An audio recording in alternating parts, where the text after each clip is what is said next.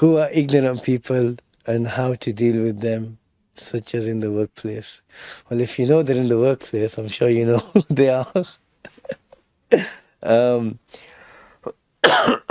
okay, if you're looking at the Islamic understanding of ignorance, it can come down to the opposite of two things: jahlul ilm and jahlul hilm.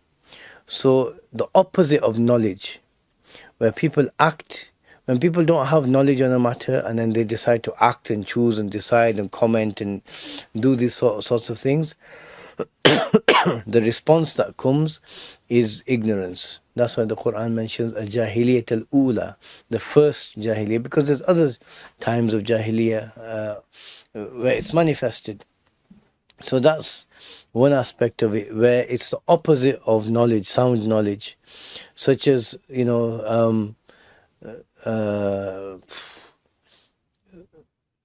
such as someone deciding, right, you know what, none of my prayers, I didn't wear a hat in my prayers for 2 months, so I'm gonna punish myself by making up every single prayer. Since the day I became baligh, I'm making all those prayers up. That's jahl, right? Like if you want to pray voluntary prayers, great, all day long if you want.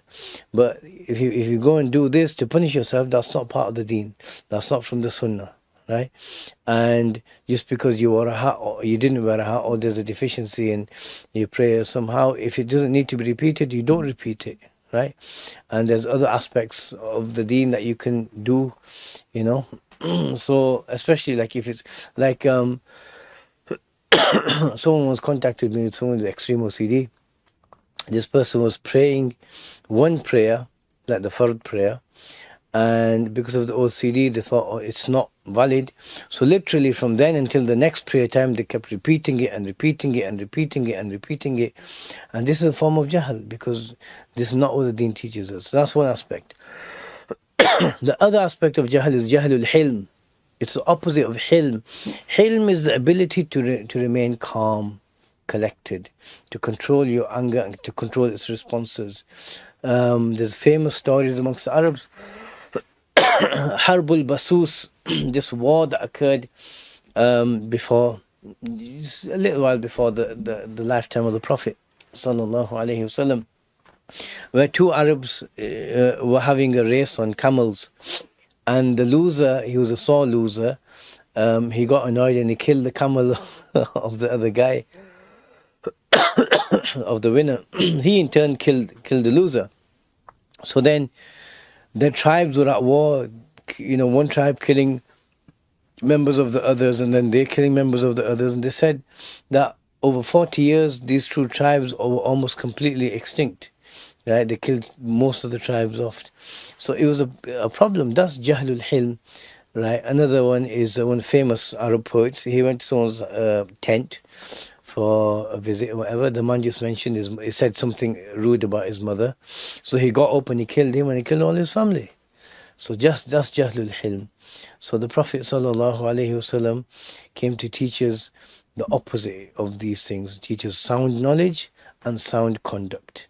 So a person who's a jahil, you'd say, for example, a bully.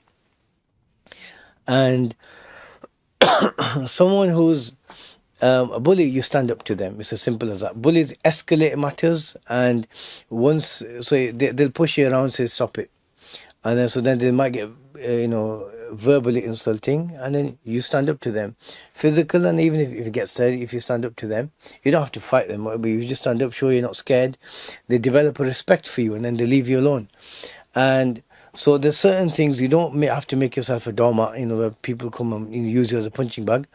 But at the same time, Allahumma ighfir lana, right? At the same time, there's certain people, like, they'll just make a rude comment. Right, I got to a train once, and I was wearing a jubbah or something, and then some non-Muslim man made a comment, something about Islam or something, and he was like, "What can I do?" Right? It was just a stupid comment. It wasn't like aggressive or anything like that. I just let it go, right? And what can you say, right?